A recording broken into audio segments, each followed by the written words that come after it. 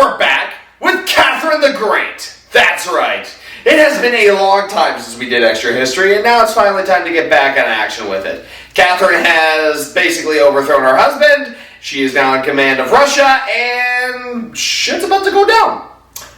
So let's just get into it, shall we? Well, before we do that, of course, before we watch this video, make sure you like and subscribe, turn on notifications, follow me on all my social media down below in the description, and if you want to support this channel and keep giving my puppy dogs cookies, by all means, please support me on Patreon.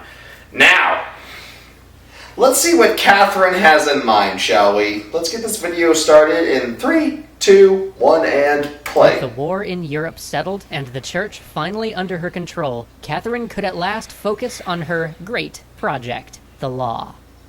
She is the law!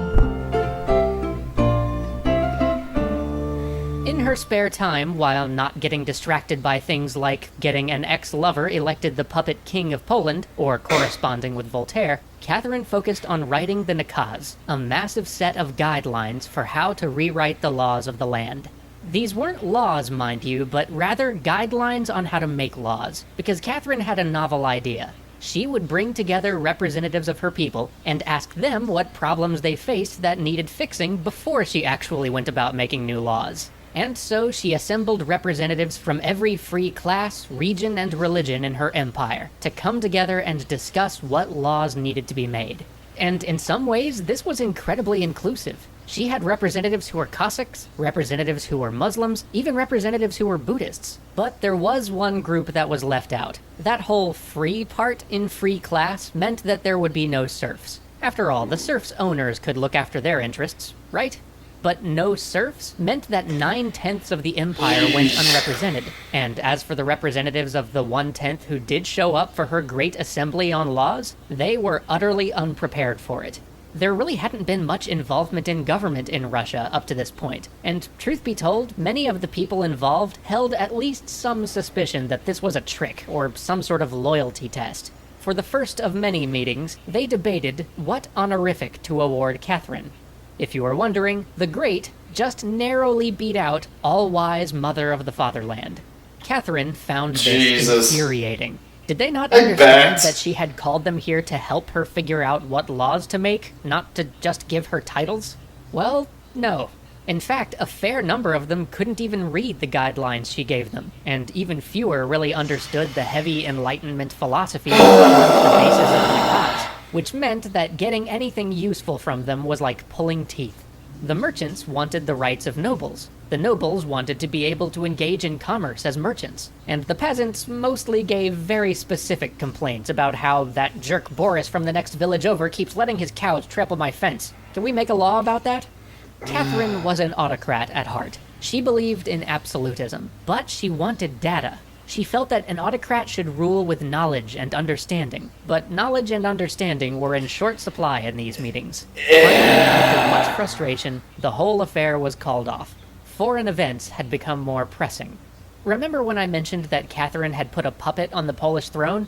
Well, she'd been having that puppet do things that were more and more clearly against the best interest of the Poles. The Polish people finally rebelled, and the Russian army was sent in to put the rebellion down. But in doing so, a Russian regiment chased fleeing Polish insurgents into Ottoman territory. The French had been leaning on the Ottomans to get into the Polish conflict for some time, and this seemed like just the excuse. So the Ottomans locked up the Russian ambassador and went to war.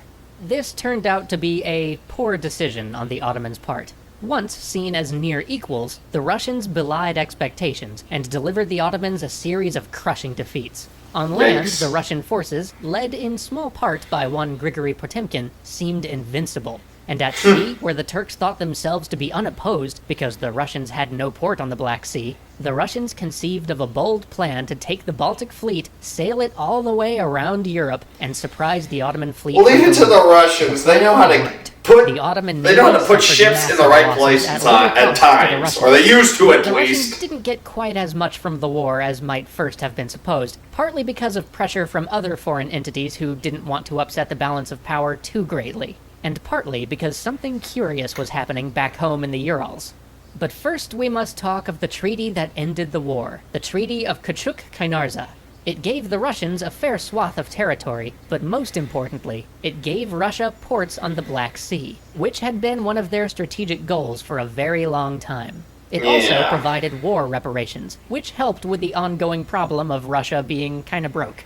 Lastly, it made Russia the protector of Orthodox Christians living in the Ottoman Empire, something that will absolutely come up if we ever cover the Crimean War.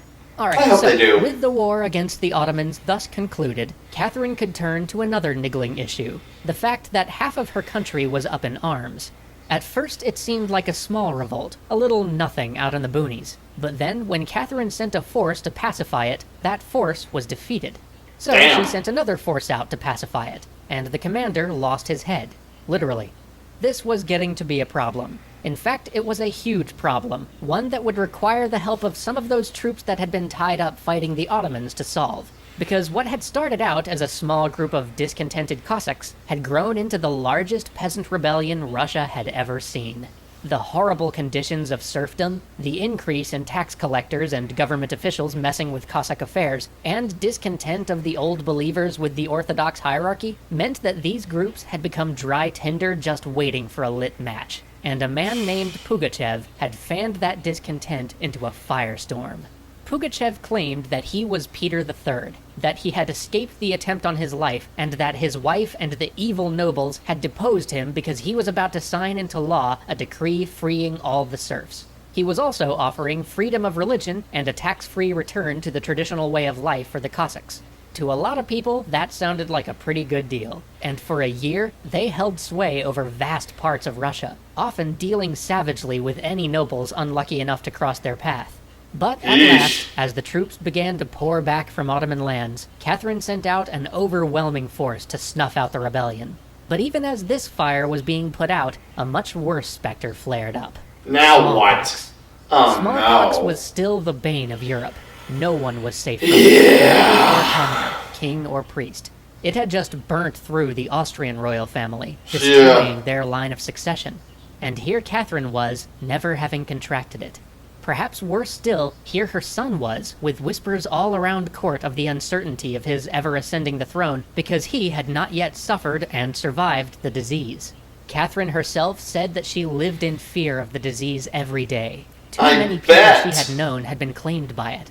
So, at last, student of the Enlightenment that she was, she took a bold step. She summoned a doctor from Britain to inoculate her. This science was fairly new at the time, and though the doctor she brought in was one of the experts in the field, everyone thought her mad. Many were convinced that she would die. But she lived. After a few small pustules and some aches, she was fit and forever inured against the disease. Soon she had her son inoculated too. But she didn't just do this for herself. She knew that her people were a wary, suspicious people, especially when it came to disease. She hoped that, by her example, she could convince others to get inoculated too. And it worked. Soon, much of the court followed her example. Leader by example. She had inoculation stations set up in most of the provinces, and a large number of Russians benefited from this, one of the true wonders of modern medicine. There would be other plagues during her tenure as Empress, some unthinkably terrible, but this one great lingering fear, this one tragedy that once fell on almost every house, this she was able to do something about. By the end of her reign, nearly 2 million Russians would be inoculated. But with the home front quiet, and her efforts on medicine and childcare taking root, it was time again to look beyond the borders of Russia, or perhaps more accurately, to the borders of Russia, and how they might be expanded. Join us next time for Changing Alliances, Sprawling Wars, and the Partition of Poland. Another interesting bit of history. Man, poor Catherine having to deal with all those crazy nobles. Is this meeting here just simply to award you titles and such like that? Or, proclaim our loyalty? No, I'm trying to make laws. What?